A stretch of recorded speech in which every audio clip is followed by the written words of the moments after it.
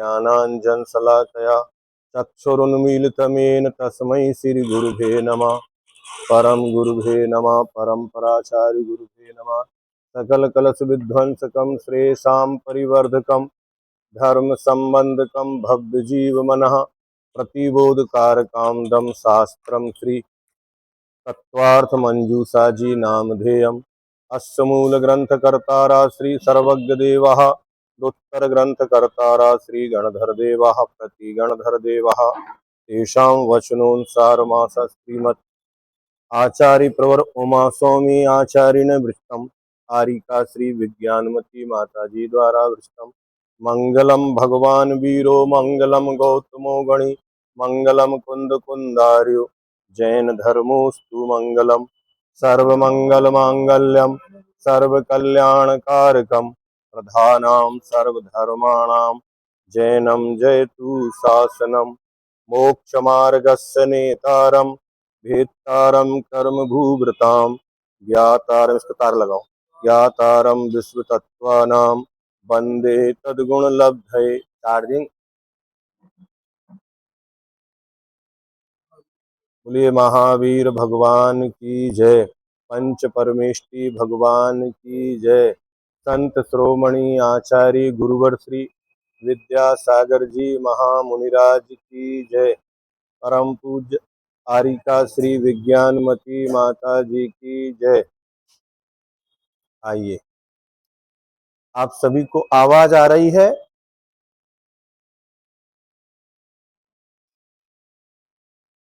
ठीक ठीक ठीक ठीक, कन्फर्म कर लें, एक बार हमका कन्फर्म कर लें सबका।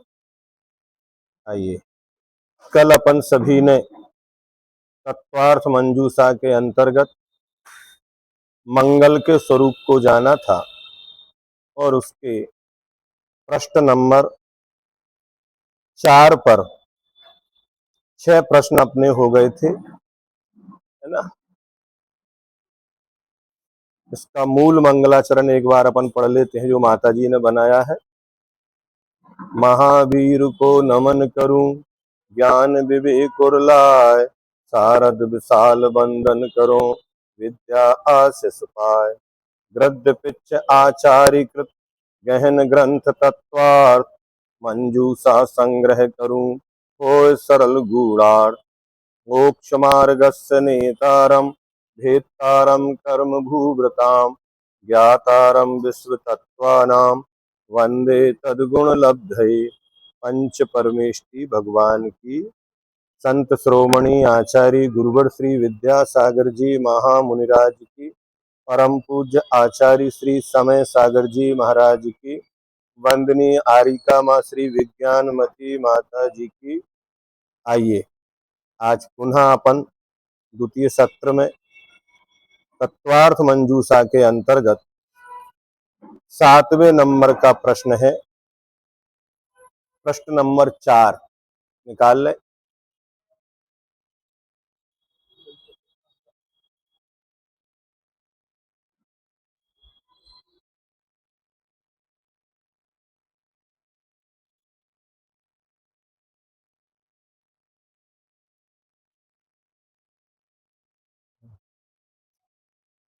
कौन कौन से नाम आदि मंगल रूप हैं?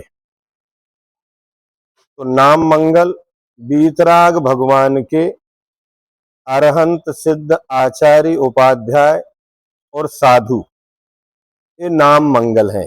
4 प्रकार के मंगल पड़े थे, नाम, स्थापना, द्रव्य, भाव, है ना। तो नाम मंगल किनको कहेंगे? तो बीतराग भगवान के जो अरहंत हैं, सिद्ध हैं, आचार्य हैं, उपाध्याय हैं, साधु हैं, ये सभी नाम रूप में मंगल हैं। इसलिए अरहंत सिद्ध नमोकार मंत्र का जाप करना, ओम नमः सिद्धेभ्य बोलना, ये सब मंगल रूप हैं। स्थापना मंगल, जिन भगवान के जो अकृत्रिम और कृत्रिम जिन बिंब हैं, वे सब स्थापना मंगल हैं, है ना।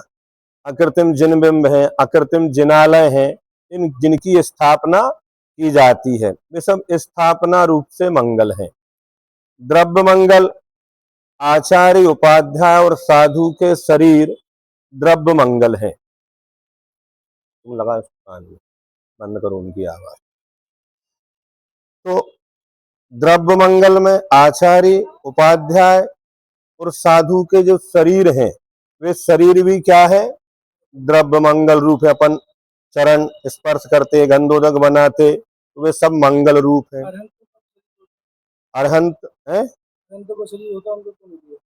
अरहंतों का शरीर अपने द्वारा स्पर्श योग्य नहीं होता है, अपन उसका स्पर्श नहीं कर सकते, है ना।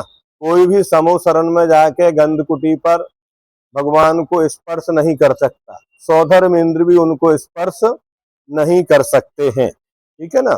तो आचार्य, उपाध्याय और साधु के शरीर, ये तीन ही परमेष्टि हैं जिनके शरीरों को हमने मंगल, हाँ, द्रव्य मंगल बोला है। अरहंत भगवान का शरीर परमोदारिक शरीर होता है, निगोदिया जीवों से रहित होता है और उनको अपन स्पर्श भी नहीं कर सकते हैं, ठीक है। क्षेत्र मंगल, गुण परिणत आसन क्षेत्र, अर्थात जहां पर योगासन, वीरासन आदि विविध आसनों से तद अनुकूल ध्यान, अभ्यास आदि अनेक गुण प्राप्त किए गए हों, ऐसा क्षेत्र। क्षेत्र कहाँ होगा, जहां साधुओं ने साधना की हो, स्वाध्याय किया हो।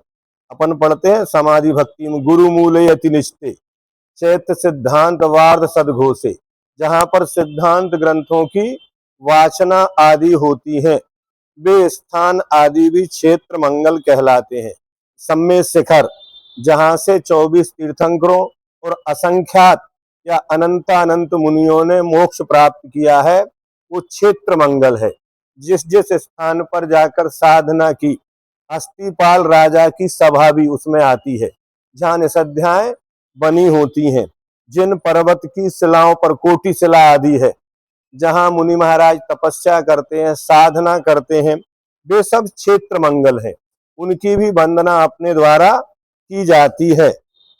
अभी इसमें आ रहा है आगे कि ऐसा क्षेत्र, दीक्षा का क्षेत्र, केवल ज्ञान उत्पत्ति का क्षेत्र इत्यादि रूप से, जहाँ केवल ज्ञान हुआ हो, जहाँ किसी की दीक्षा हुई हो, जैसे आचार्य भगवान की दीक्षा कहाँ हुई, अजमेर, तो अपने लिए वो क्षेत्र मंगल रूप है। जिस स्थान से मुनि महाराज निर्वाण पधारे, वो मंगल रूप है। जहाँ जन्म कल्याणक हुए, वह जन्म स्थान भी तीर्थंकरों के जो जन्म कल्याणक नगरियां हैं, वे सब भी मंगल रूप है ना। इस क्षेत्र मंगल के उदाहरण पावा नगर, ऊर्जयंत और चंपापुर आदि हैं। ये भी सब क्या है, क्षेत्र मंगल है। जितने भी सिद्ध क्षेत्र हैं, अतिशय क्षेत्र है, निर्वाण क्षेत्र है, साधना के क्षेत्र हैं, ये सब क्षेत्र की अपेक्षा मंगल रूप होते हैं, जिनको उन केवली आदि के द्वारा अथवा उन साधकों के द्वारा स्पर्शित किया गया है, तथा 3.5 हाथ से लेकर 525 धनुष प्रमाण शरीर में स्थित और केवल ज्ञान से व्याप्त आकाश प्रदेशों को क्षेत्र मंगल समझना चाहिए। क्या वे आकाश के प्रदेश भी मंगल होते हैं? वैसे तीनों लोग मंगल है, ऐसा कोई स्थान नहीं है जहां से निर्वाण ना गए हों, है ना, 2.5 दीप में से। और 3 लोक की अपेक्षा जिस समय केवली भगवान समुद्घात करते हैं, तो उनके आत्मा के प्रदेश संपूर्ण तीनों लोकों में एक भी प्रदेश शेष नहीं बचता है। इसलिए अपन जितने क्षेत्र में स्थापना कर लेते हैं, पूज्य मान लेते हैं, वही अपने लिए पूज्य और मंगल हो जाता है, क्योंकि पृथ्वी को बांटा नहीं जा सकता। प्राचीन काल में आपने देखा और आज भी अपन देखेंगे, जहाँ चौके लगते थे, तो एक कुछ नहीं होता था पहले चौके लगाने के पास, तो वे कोयला उठा के एक लाइन खींच देते थे। क्या आप इसके अंदर बिना पैर धोए नहीं आ सकते? मतलब इसके बाहर तो आ सकते ना। तो हमने क्या कर दिया, अंदर अपने चौके की स्थापना कर ली। अब इसमें जब भी आप आएंगे तो क्या करेंगे, पैर धो के आना पड़ेगा। लेकिन इसके बाहर, बाहर तो रह सकते, बिना सोला वाले भी रहते, बिना पैर धुए भी रहते हैं। तो एक स्थापना अपन ने कर ली। जितने स्थान पर अपन ने मंदिर बना लिया, वो मंदिर हो गया। मान लो अपना घर होता है, वास्तु कैसे बनती है, ऐसे ही बनती है। उनका निर्धारण होता है कि ये स्थान हमारा इस काम के लिए।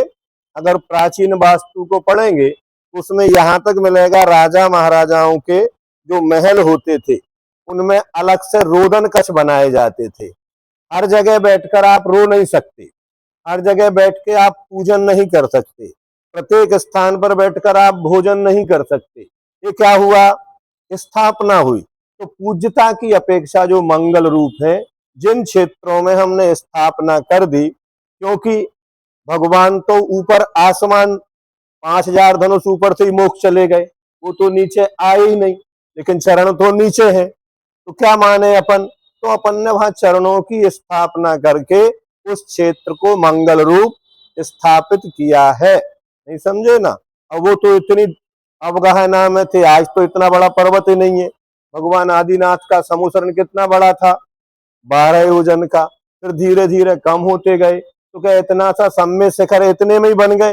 नहीं, उनका समुसरण तो बहुत बाहर के क्षेत्र में अपन देखेंगे तो नीचे मधुबन तक आ जाएगा, लेकिन उसी उतनी सी टोक को अपन क्यों मान रहे हैं कि मात्र एक 10x10 की टोक है, उसके चरण स्पर्श की वो मंगल हो गई। तो ये स्थापना निक्षेप से हमारे द्वारा बनाई गई है, हमारे मतलब हमारे पूर्वजों पूर्वाचार्यों, एक व्यवस्था है पूजन की। नहीं समझे ना, बिना उसके हमारा लोक व्यवहार नहीं चल सकता। ये स्थापना आदि युक्ति पूर्वक लोक व्यवहार चलाने के लिए, अगर नाम नहीं रखेंगे तो भी हमारा काम नहीं चलेगा, स्थापना नहीं होगी तो भी हमारा काम नहीं चलेगा।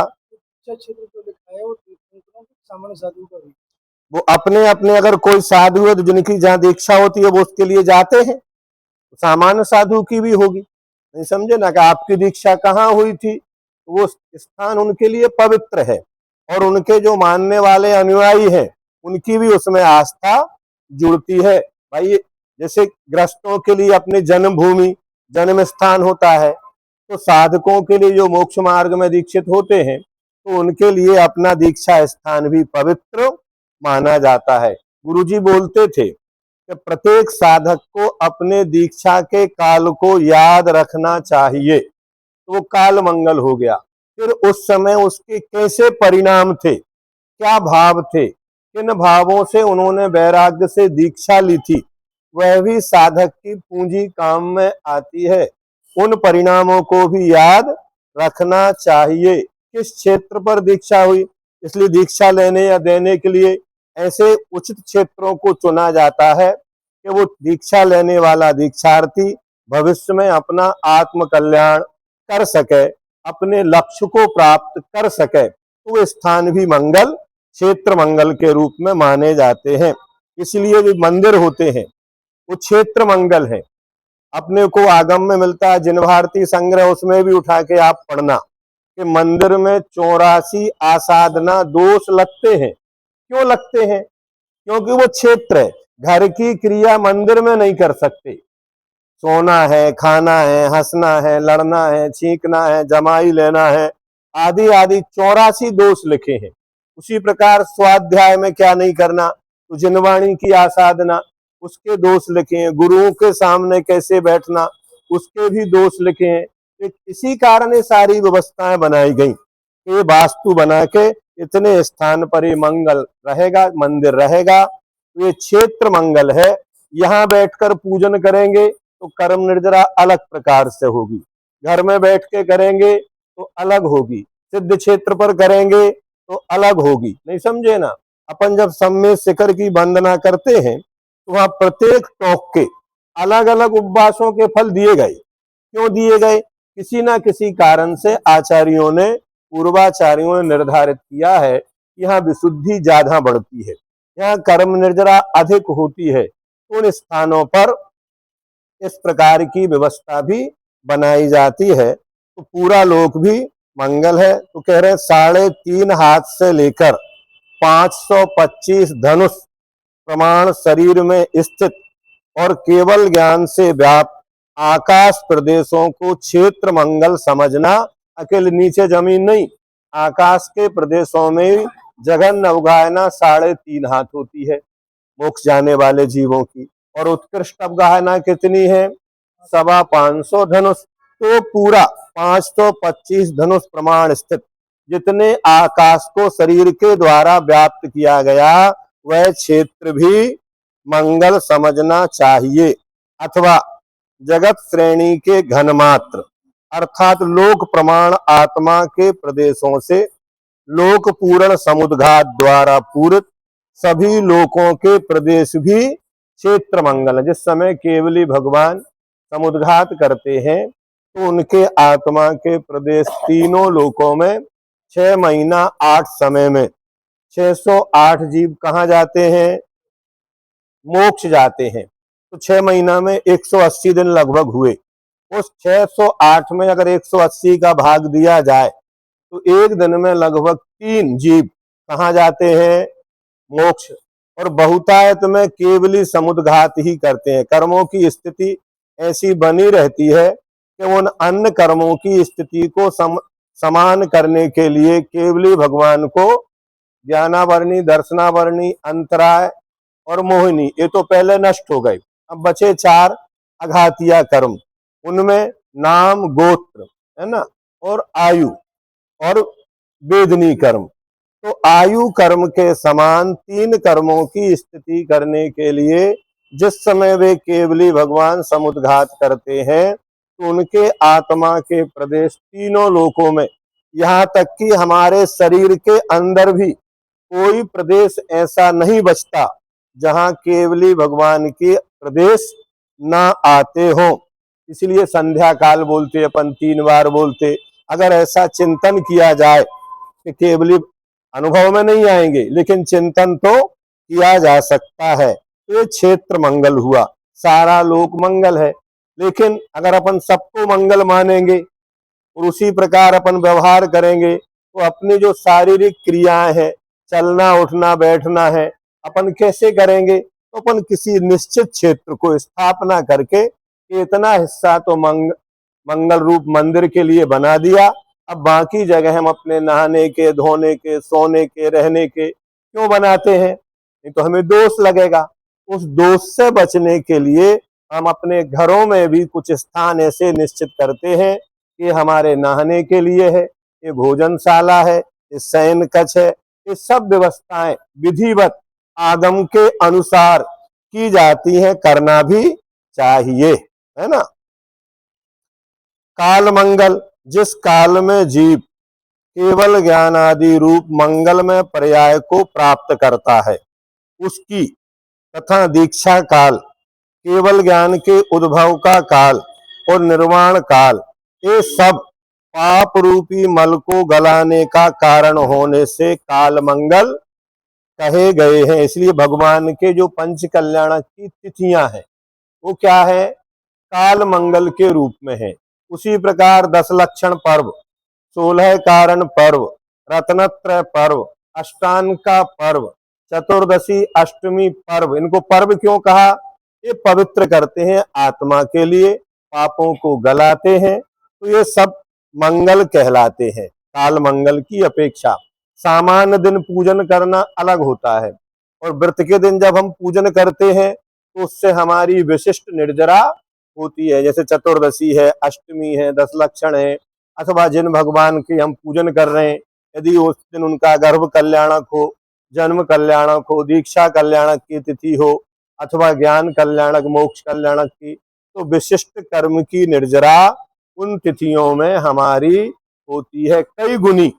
एक माला उस सामान्य से जपो और हजारों मालाएं जपो, उस काल में जो एक माला भी जपेंगे तो वो कोटि गुना फल देती हैं। क्या? तो ऐसे भी जिन महिमा से संबंध रखने वाला काल मंगल अनेक प्रकार का है, जैसे नंदीश्वर दीप संबंधी पर्व आदि, और भी इसको विस्तार करें तो बढ़ाते जाओ, आप लगाओ, चिंतन करो, विश्लेषण करो, अपने आप समझ में आएगा। अब भाव मंगल, वर्तमान में मंगल रूप पर्याय से परिणत जो शुद्ध द्रव्य जीव द्रव्य है वह भाव मंगल है। अर्थात जो केवल ज्ञान से सहित केवली है उनके जो भाव है केवल ज्ञान, वो भाव मंगल है। ऐसे ही दीक्षा के जो परिणाम है वो भी भाव मंगल है। कसायों की मंद करने के चारित्र के जो परिणाम है वे भी भाव मंगल है। इस प्रकार से अपन ने जाना कि कौन कौन से नाम आदि मंगल रूप हैं। तो नाम मंगल, स्थापना मंगल, द्रव्य मंगल, क्षेत्र मंगल, काल मंगल और भाव मंगल, ये 5 प्रकार के मंगल इसमें हमने जाना। आप गणना कर सकते हैं। बराबर। अब प्रश्न है 8वां, मंगलाचरण कहाँ कहाँ करना चाहिए है? द्रव्य मंगल है, क्षेत्र मंगल है, काल मंगल, भाव मंगल। नाम, स्थापना, द्रव्य, भाव है ना, काल और क्षेत्र इसमें और मिला दिए तो 6 हो गए। बराबर, ठीक है। 6 प्रकार के मंगल, अलग अलग, 1 प्रकार का भी कहा था, 2 प्रकार, 3 प्रकार, 4 प्रकार, 5 प्रकार, 6 प्रकार। अब मंगलाचरण कहाँ कहाँ करना चाहिए? अपन ने मंगल का शब्द समझ लिया, मंगलाचरण का भी अर्थ अपन ने जान लिया। अब पूर्वकालीन आचार्यों ने जो शास्त्रों का मंगल कहा है वह मंगल नियम से 3 स्थानों पर करना चाहिए। कितने स्थानों पर? शास्त्र की आदि में, शास्त्र के मध्य में और शास्त्र के अंत में करना चाहिए। अब क्यों करना चाहिए, प्रश्न खड़ा हो गया। आपने 3 बार, तो हमारा तो इतना समय उसी में निकल जाएगा। कुछ लोग शीघ्र सागर होते हैं, जिन्हें हर काम की बहुत जल्दी रहती है, तो मंगलाचरण ही नहीं करना चाहिए, करना चाहते। तो स्वाध्याय का उद्देश्य आपका क्या है? स्वाध्याय का उद्देश्य है पापों को गलाना। तो मंगलाचरण क्या करता है?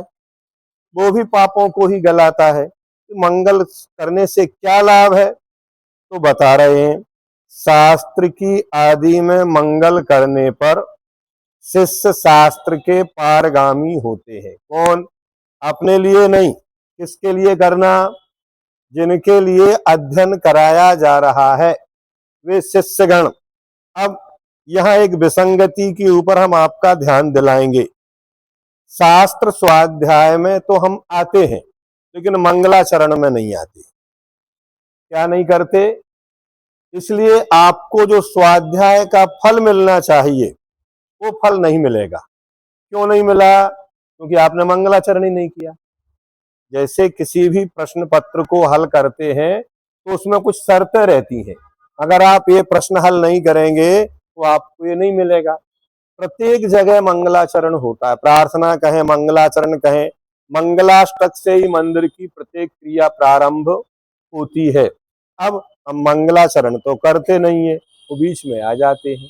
नवदा भक्ति तो करते नहीं है और आहार देने आ जाते हैं। तो उसका जो फल मिलना चाहिए था वह हमें नहीं मिल पाता है। इसलिए प्रत्येक स्वाध्याय करने वालों को इस बात का ध्यान रखना चाहिए कि वक्ता से पहले आकर अपना स्थान ग्रहण करें, तो आपकी जिज्ञासा मानी जाएगी। प्यासे को पानी पिलाओ, कुआं कभी भी प्यासे के पास नहीं जाता। जिसको प्यास लगती है वह कुएं के पास आता है। आता कि नहीं आता? नहीं, हमारे 5 देखते रहते नहीं। गुरुजी कहते थे कि बिल्कुल समय पर उपस्थित रहना चाहिए, मंगलाचरण भी होना चाहिए। कितने कायोत्सर्ग किसके हैं? 3 कायोत्सर्ग किए जाते, 2 पहले और 1 बाद में। तो ये शास्त्र की आदि में मंगल करने पर शिष्य शास्त्र के पारगामी होते हैं। अब वे शिष्य पारगामी तभी होंगे कि शिष्य का दूसरा नाम होता है विनय, अर्थात आप विनय पूर्वक ही अध्ययन करें। शास्त्र के मध्य में मंगल करने पर विद्या की प्राप्ति निर्विघ्न होती है। कई बार हम ग्रंथ प्रारंभ करते हैं, पूरे कभी होते ही नहीं है। क्या? श्रेयांसी बहुविघ्नानी, अच्छे कामों में ही विघ्न आते हैं। अथवा बैठे तो हैं लेकिन सोते रहते हैं, उपयोग नहीं लगता है, रुचि नहीं है, तो ये क्या होगा? नहीं। बहुत अच्छे से विनय पूर्वक और उस विद्या की प्राप्ति कैसे हो? निर्विघ्न हो। अगर विद्या पूर्ण नहीं होगी तो हमारे कार्य की सिद्धि भी नहीं होगी। किसी भी ग्रंथ को पंक्तिबद्ध पढ़ना चाहिए। एक बात और हम आपको बता दें, हमारे आदरणीय पंडित जी साहब रतनलाल जी शास्त्री, जिनसे हम सब भाइयों ने बहुत अच्छे से अध्ययन किया, बहनों ने भी किया, वो एक सूत्र हम लोगों को देकर गए हैं कि किसी भी ग्रंथ को समझना है, पढ़ना है, उन ग्रंथों में एक प्रस्तावना लिखी रहती है। क्या लिखी रहती है?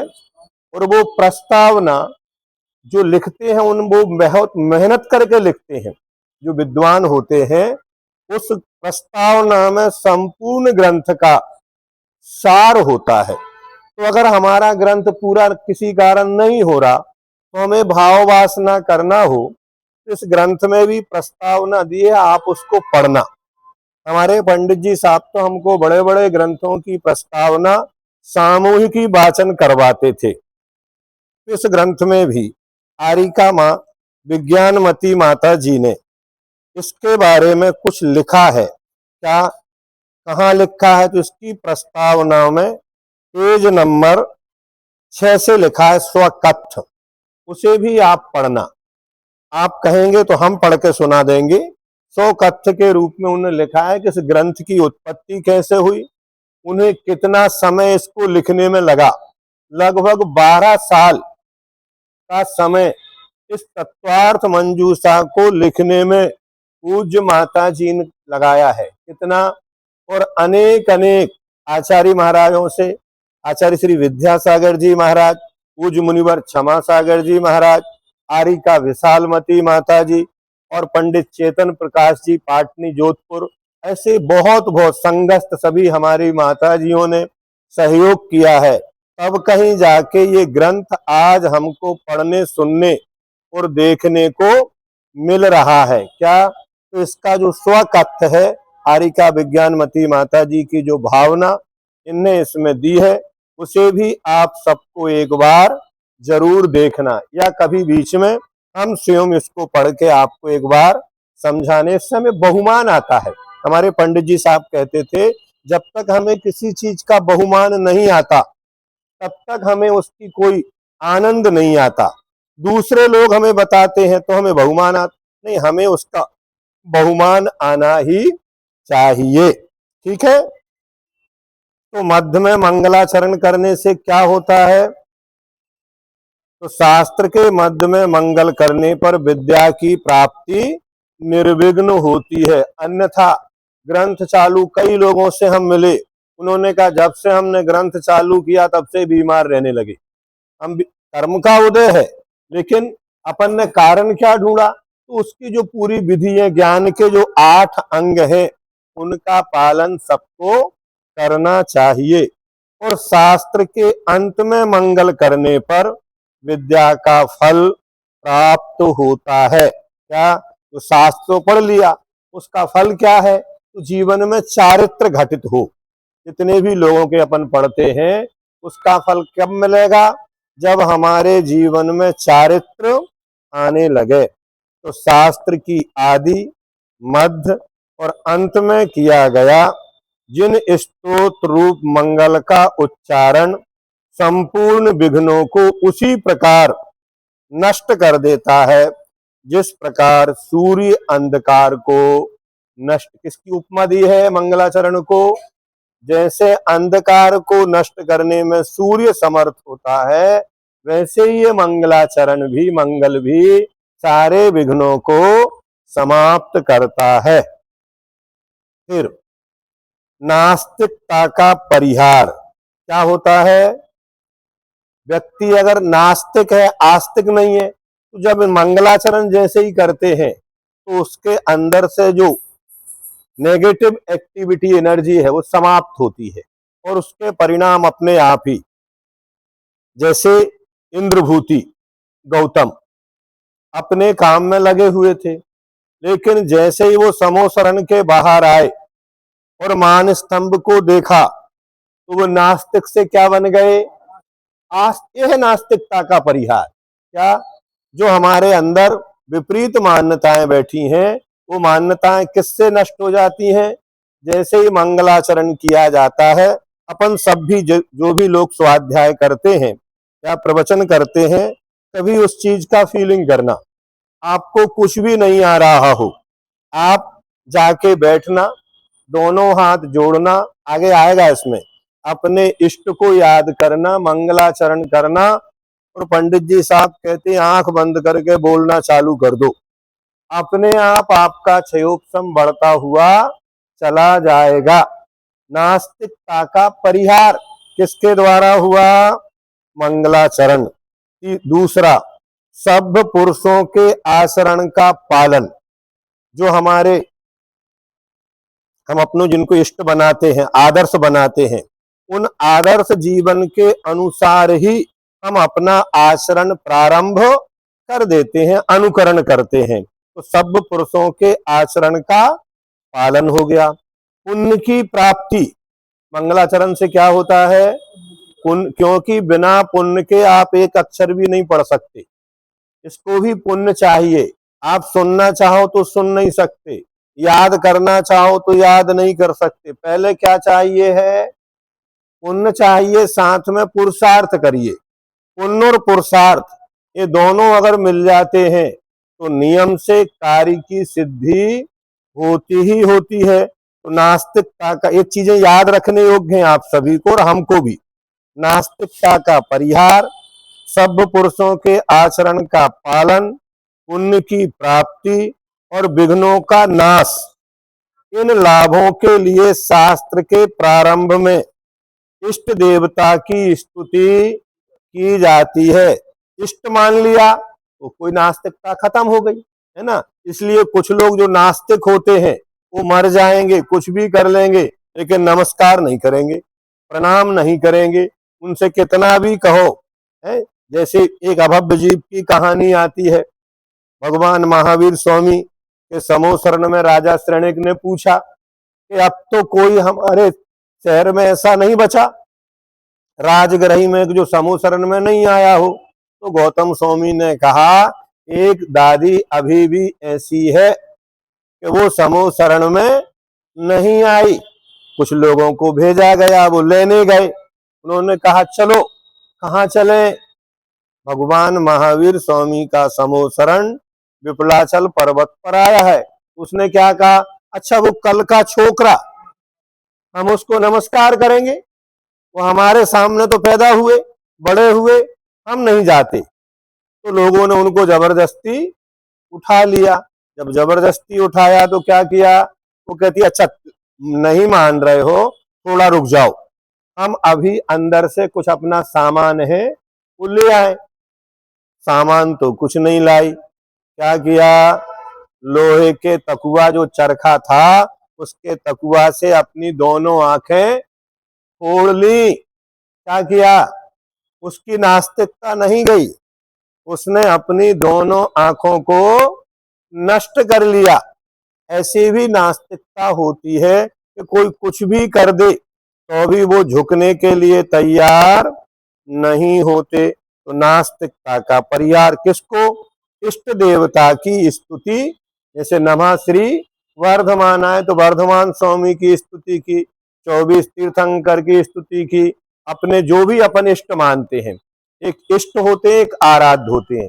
आराध्य हमें सभी है, पूजनीय सभी है, लेकिन अलग अलग कालों में इष्ट अलग अलग बना लिए जाते हैं। जिनको हम इष्ट मानते हैं उनको जरूर याद करते हैं। प्रत्येक आचार्यों की अगर अपन ग्रंथों के मंगलाचरण देखेंगे तो उनने अलग अलग, किसी ने नेमिनाथ भगवान को याद किया, किसी ने आदिनाथ भगवान को याद किया, किसी ने पार्श्वनाथ भगवान को याद किया। पूज्य सभी है, लेकिन इष्ट किसी को, अर्थात एक सामान्य होता है और एक विशेष होता है। सामान्य से विशेष बलवान होता है। क्या होता है? सामान्य से विशेष क्या होता है? बलवान। तभी हमारे कार्य की सिद्धि होती है। जैसे जल है, जल सामान्य है, लेकिन उस जल को जब भगवान का अभिषेक करके गंधोदक बना दो तो वो विशेष हो गया। जब विशेष हो गया तो उसको जब माथे पर लगाकर क्या बोलते हैं? निर्मलम निर्मलीकरणम पवित्रम पापनाशनम जिन गंधोदकम वंदे। हमने किसको नमस्कार किया? उस गंधोदक को भी पहले नमस्कार करो, फिर माथे पर लगाओ। मात्र आप गंधोदक में हाथ डाल के या पूरे गंधोदक से नहा भी लो तो भी तुम्हारे पापों की निर्जरा नहीं होगी। पहले उसको नमस्कार करो। ये नास्तिकता का परिहार है कि हमने उसको नमस्कार किया। किसी के पास जाओ तो पहले उसकी विनय करो, आप सीधे सीधे जाके पहुंच गए, है ना। एक प्रसंग आता है, अन्न दर्शन रामायण का है, कि जब रावण का मरण हो गया, जब रावण का मरण हुआ तो रामचंद्र जी ने लक्ष्मण से कहा कि जाओ तुम रावण से कुछ सीख कर आओ। क्या करो? वो गए तो, लेकिन कहाँ खड़े हो गए? सिर के पास, बिना प्रणाम किए। तो विद्या मिलेगी क्या? नहीं मिलेगी। अगर शास्त्र को पढ़ना, कुछ लोग ग्रंथ तो पढ़ते हैं लेकिन लेखक का नाम नहीं लेना चाहते, क्या? तो उनके अंदर उसके प्रति आस्था ही नहीं है, तुम उस ग्रंथ का फल नहीं चलेगा। गुरु का नाम कभी छिपाना, जिनका हम ग्रंथ पढ़ रहे हैं बड़े उत्साह के साथ कहो कि ग्रंथ तत्वार्थ मंजूषा आरिका विज्ञानमती माताजी द्वारा रचित है, ये बहुमान लाओगे तब तुम्हें उस आगम का, शास्त्र का, विद्या की प्राप्ति होगी। बिना उसके नहीं हो। कितने भी पढ़ लेना, पुस्तक तो पढ़ रहे हैं लेकिन टाइटल अलग कर दिया, नहीं समझे ना। कई लोग अपना नाम उसमें डाल दिया, दूसरों का नाम छुपा दिया। पूजन तो पढ़ रहे हैं लेकिन पंक्तियों में अपना नाम जोड़ दिया। नहीं, जो जिसने बनाया है उसी के नाम से उसको पढ़ना चाहिए, लिखना चाहिए, प्रकाशन कराना चाहिए। इसमें कोई भी गड़बड़ नहीं करना चाहिए। अब मंगल संबंधी आवश्यक कृति कर्म करने वाले, हाँ मंगल संबंधी प्रायश्चित करने वाले, हाँ विनय को प्राप्त ऐसे शिष्य। अध्येता माने पढ़ने वाला। कौन?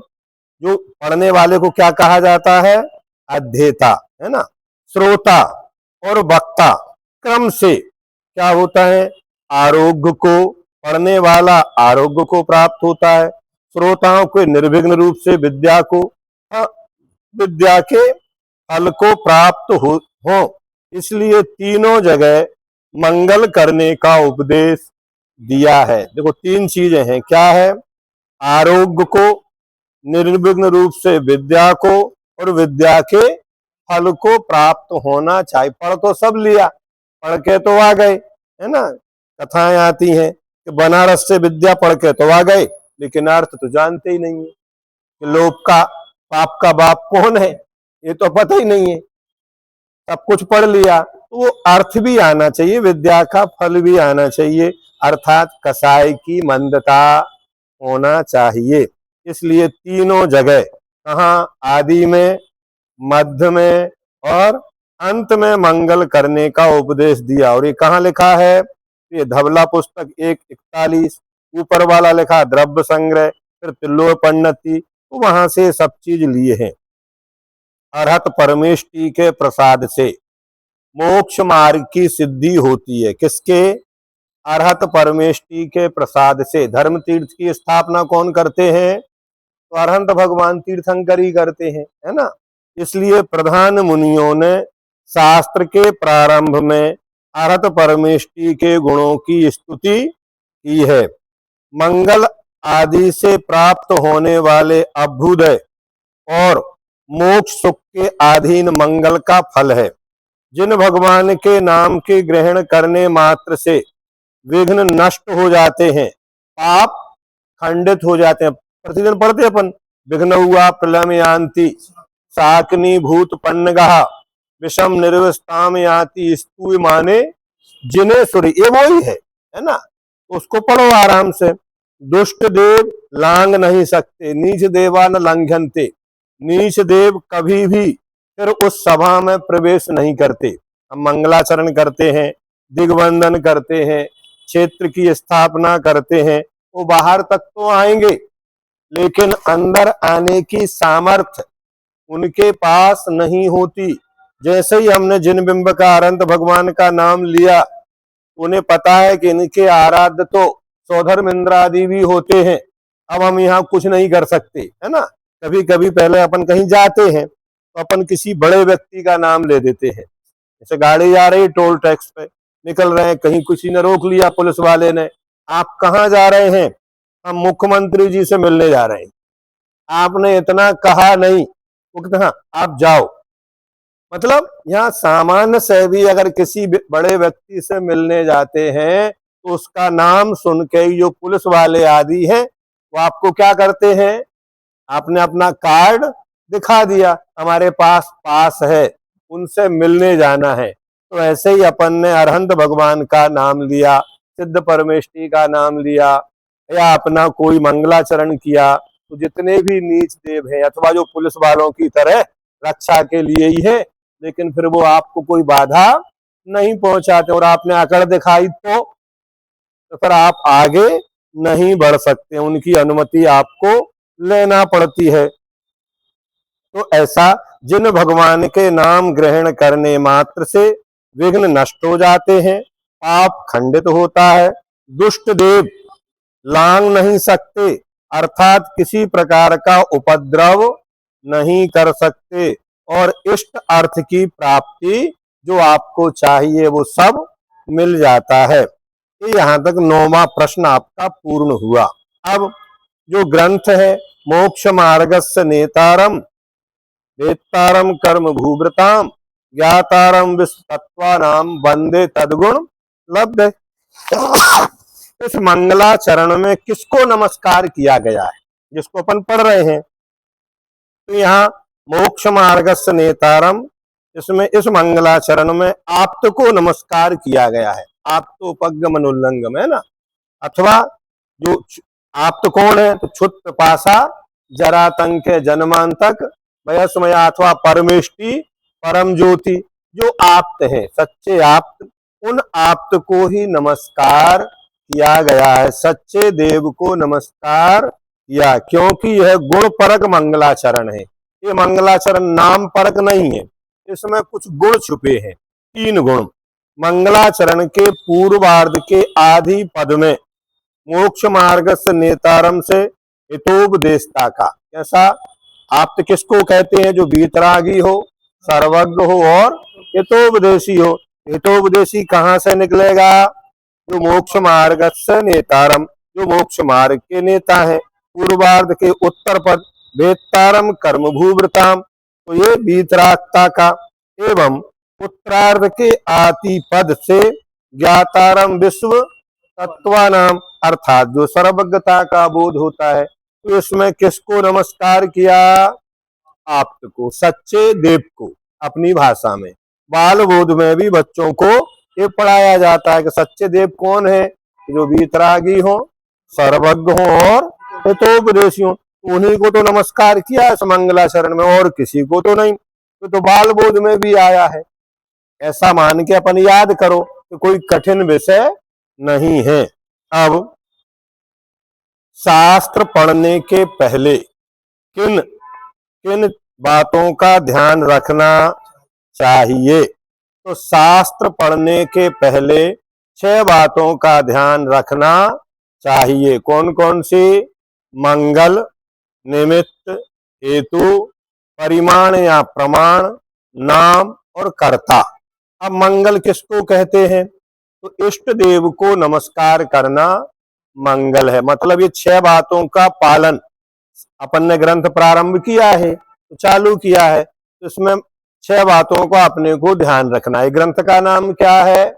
इसमें आएगा, ये ग्रंथ का नाम है तत्वार्थ मंजूषा। क्या कहना है यहाँ पर अपन? हाँ, तो मंगल इष्ट देव को नमस्कार करना, तो इसमें माता जी ने महावीर भगवान को नमस्कार किया है, तो मंगल हो गया। अब दूसरे नंबर पे निमित्त है, तो क्या निमित्त है? भव्य जीव श्रुत ज्ञान रूपी सूर्य के दीप्त तेज से मोक्ष मार्ग को भली भांति जाने, इसलिए श्रुत ज्ञान रूपी सूर्य का उदय हुआ है। क्या करना? ये भव्य जीवों के लिए कहा गया। किसके लिए? भव्य जीवों को श्रुत ज्ञान की प्राप्ति। निमित्त क्या है? आगे आएगा, कोई श्रावक है उसका नाम भी यहाँ आएगा। तो कोई ना कोई निमित्त होता है। जितने भी हमारे शास्त्र बने हैं उनमें श्रेणिक महाराज मुख्य निमित्त बने। उन्होंने 60,000 प्रश्न किए। तो कोई ना कोई प्रश्नकर्ता होता है, वो निमित्त होता है। तो यहाँ पर भी भव्य जीव के सुरत ज्ञान रूपी सूर्य का दीप्त तेज से मोक्ष मार्ग को भली भांति जाने। तो क्या करना? मोक्ष मार्ग को जानना। सुरत ज्ञान रूपी सूर्य का उदय हुआ।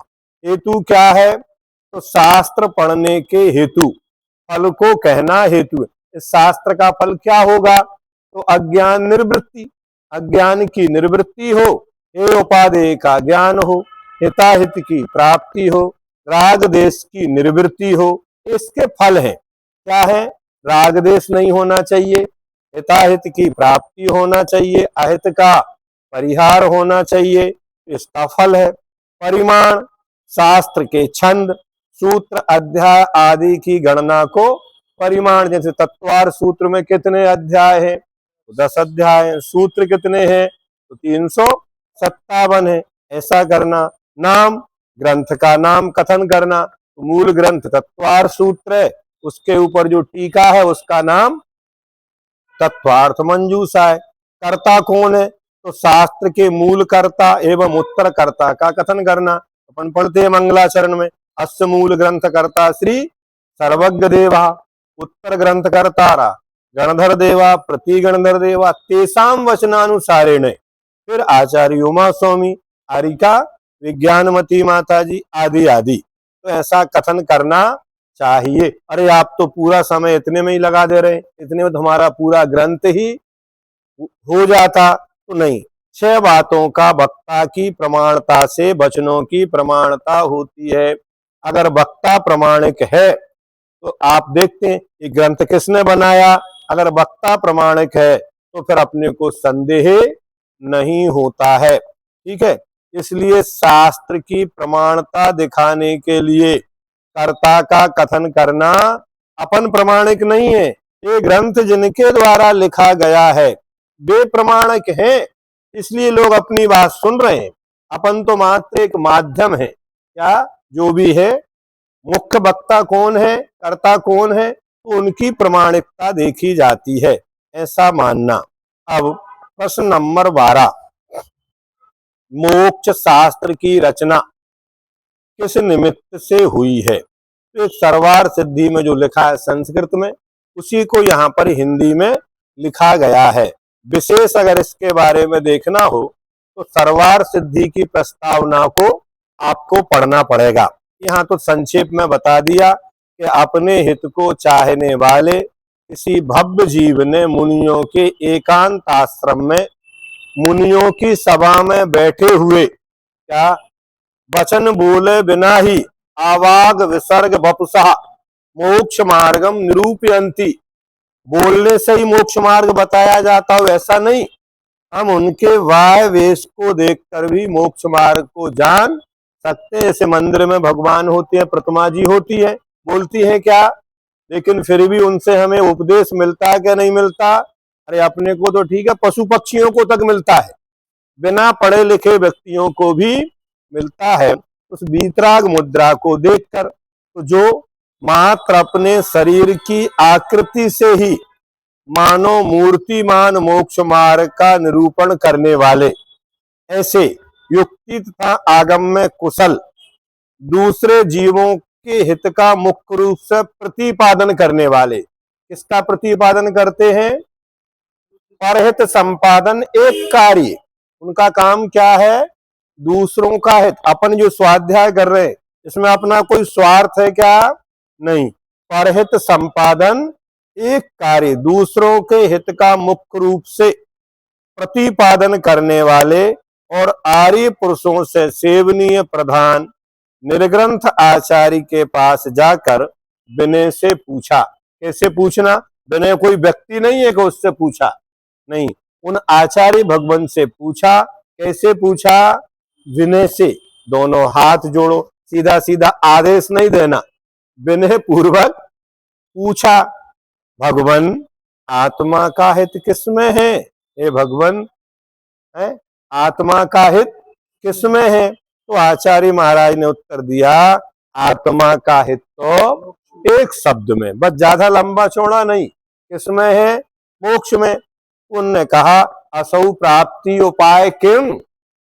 अगर आत्मा का है तो मोक्ष में है, तो मोक्ष की प्राप्ति का उपाय क्या है। तो भव्य के पुनः मोक्ष का स्वरूप एवं मोक्ष प्राप्ति का उपाय पूछने के निमित्त से मोक्ष शास्त्र या तत्वार्थ सूत्र की रचना हुई है।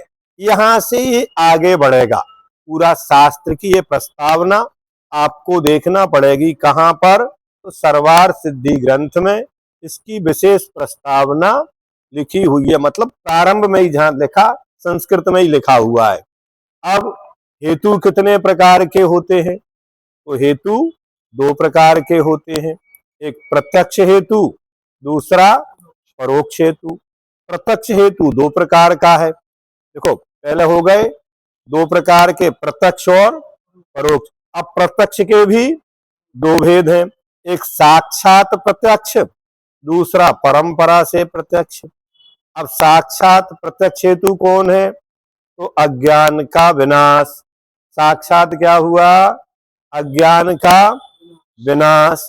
ज्ञान रूपी दिवाकर की उत्पत्ति, दिवाकर माने सूर्य, और देव और मनुष्यादिकों के द्वारा निरंतर की जाने वाली विविध प्रकार की अभ्यर्चना। जब कोई हेतु मिलता है तो क्या होता है, मनुष्य क्या, देवता भी आकर उन व्यक्तियों की पूजा करते हैं। क्या करते हैं, जब ज्ञान प्राप्त होता है, केवल ज्ञान होता है तो क्या होता है, साक्षात देखने में आता है। चारों निकाय के देव और मनुष्य और त्रियंश भी आकर उनकी अर्चना पूजन, ये साक्षात मतलब सबको देखने में आता है। और विविध प्रकार की अभ्यर्चना, और प्रत्येक समय में असंख्यात गुण श्रेणी रूप से होने वाली कर्मों की निर्जरा साक्षात प्रत्यक्ष हेतु है। एक शब्द अपन पढ़ते हैं, एक नमस्कार करते हैं, अपने असंख्यात गुण श्रेणी निर्जरा उसी समय से क्या होने लगती है, लोग जानते नहीं है इसके फल को, नहीं समझे ना।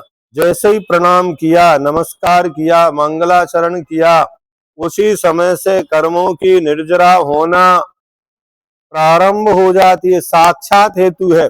और परंपरा प्रत्यक्ष हेतु क्या है, शिष्य प्रति शिष्य आदि के द्वारा निरंतर अनेक प्रकार से की जाने वाली पूजा की परंपरा प्रत्यक्ष हेतु जानना चाहिए। आज अपन कुंद कुंद स्वामी, उमा स्वामी को जो याद कर रहे हैं, ये उनकी परंपरा है। क्या उन्होंने एक ऐसा ग्रंथ हमें बना के दिया कि आज जितने भी लोग हैं ये उनकी अपन सब शिष्य परंपरा में ही कहलाएंगे। उनको याद कर रहे हैं, क्यों कर रहे हैं, क्योंकि हेतु है, नहीं समझे। शिष्य प्रति शिष्य आदि के द्वारा निरंतर अनेक प्रकार से की जाने वाली पूजा को परंपरा प्रत्यक्ष हेतु जानना चाहिए। परोक्ष हेतु दो प्रकार का है, अभ्युदय सुख और मोक्ष सुख। कितना, अभ्युदय सुख किसे कहते हैं, तो साता वेदनी आदि विविध सुप्रशस्त, देखो माता जी ने या जहां से लिया है, प्रशस्त के साथ क्या लिखा है, सुप्रशस्त कर्मों के तीव्र अनुभाग के उदय से प्राप्त हुआ। प्रशस्त कर्म के उदय तो सबके हो जाएंगे, लेकिन सुप्रशस्त रहेंगे तो फिर अपन मोक्ष मार्ग में लगेंगे। नाम भी बता रहे किन किन जीवों के सुप्रशस्त कर्म का अनुभाग का उदय होता है। हुआ इंद्र, प्रतीन्द्र, दिग्गज, दिगेंद्र, जो दिशाओं के इंद्र होते हैं, लोकपाल आदि। त्रायस्त्रिंश, जो 33 होते हैं, एवं सामानिक आदि देवों का सुख, ये देवों में हो गया है ना। तथा राजा, अधिराजा, महाराजा, फिर अर्धमंडलिक, मंडलिक, महामंडलिक, अर्धचक्री, चक्रवर्ती और तीर्थंकर, ये उत्तरोत्तर महान है। इनका सुख अभ्युदय सुख है। क्या अपन पढ़ते हैं इंद्रिय सुख, तो वास्तव में अपने पास इंद्रिय सुख भी नहीं है। मनुष्यों में इंद्रिय सुख चक्रवर्ती के पास होता है, देवों में इंद्रिय सुख होता है, लेकिन अपन सबके पास तो सुनने के लिए एक मशीन लगाना पड़ती है, देखने को चश्मा लगाना पड़ता है, क्या चबाने के लिए बत्ती सी लगाना पड़ती है, चलने के लिए एक लकड़ी लगती है। तो अपने पास क्या सुख है? ऐसा कोई सुख अपने पास नहीं है। और मोक्ष सुख तीर्थंकरों और सिद्धों के अतीन्द्रिय अतिशय रूप आत्मोत्पन्न अनुपम तथा श्रेष्ठ सुख को निश्रेय सुख कहा जाता है। इस प्रकार से अपन ने इतने प्रश्नों को आज पढ़ा। अपना समय पूर्ण होने को जा रहा है। अगर आपको कुछ पूछना हो तो 5 मिनट में आप अपनी बात रख सकते हैं। इसको शेयर को अलग कर दो, स्क्रीन को स्टॉप कर दो, इसको पीडीएफ डली है ना इसमें। तत्वार्थ मंजूषा ग्रुप जो बनाया है उस ग्रुप को ज्वाइन कर लें जिन्होंने नहीं किया है। तो वहां उसकी पीडीएफ हम कई बार शेयर कर चुके हैं, अलग अलग ना करके। वहां से आप उसको डाउनलोड कर लेंगे। तत्वार्थ मंजूषा ग्रुप में है ना? हाँ उसमें है। हाँ जी,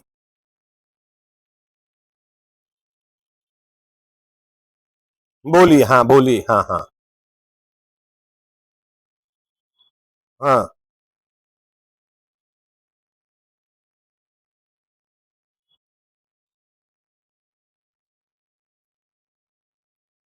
हाँ, गुणवाची अपन ले। हाँ, साधारण मनुष्य मंगल रूप नहीं आएंगे, जिनमें उनकी